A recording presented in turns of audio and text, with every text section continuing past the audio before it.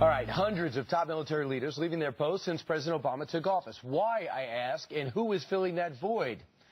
Joining us right now is the CEO of Concerned Veterans for America, Pete Hegseth. Captain, no longer, you're still active, right, in the reserves? In the reserves, yep. So do you sense there's a different, is it beyond attrition when we talk about these leaders retiring? I think it is. You know, you've seen 5 years under this commander-in-chief. He's got a different perspective on a lot of things affecting the military.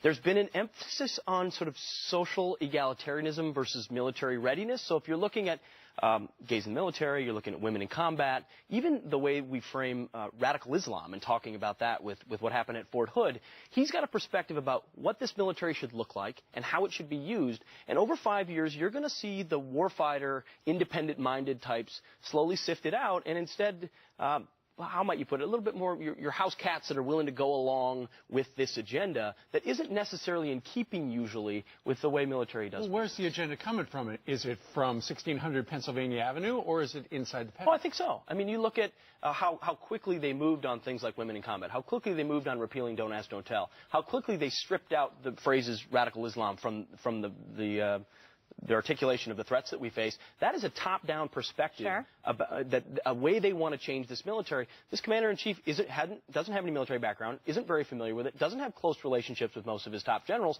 and you see that in the relationship. So there's orders, this is how we're going to do it. If you've got folks inside the Pentagon who don't like it, I think over time they've been asked to take a seat. Oh.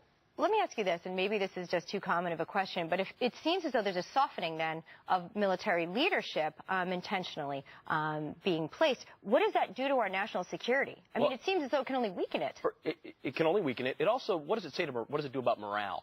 I know every time I was serving, if you're serving under a McChrystal or a Petraeus or a John Allen, somebody who knows a hard charger who's going to take out the enemy and take no BS, that's motivating. You want to follow that guy. Mad Dog Mattis, exactly, Marine Corps General. Those are guys you want to run through a brick wall for.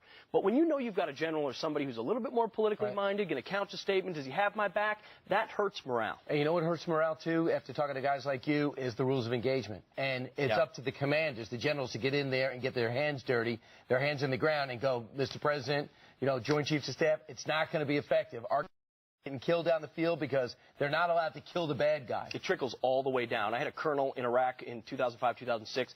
Didn't agree with everything he did, but you know what I knew? He would have my back at the end of the day. If we pulled that trigger because we thought there was a threat or something going on, no questions asked. Hey, Lieutenant, I have your back, because you don't always know that in other contexts, especially in the complexity of Afghanistan. And as we draw back, it's getting more and more political and more difficult. And the direction is coming from the top. It's coming from the top. Captain Pete Hegseth, thank you very much for joining us on this Friday. All right. Thanks for having me. All right, 10 minutes now before the top of the hour. Next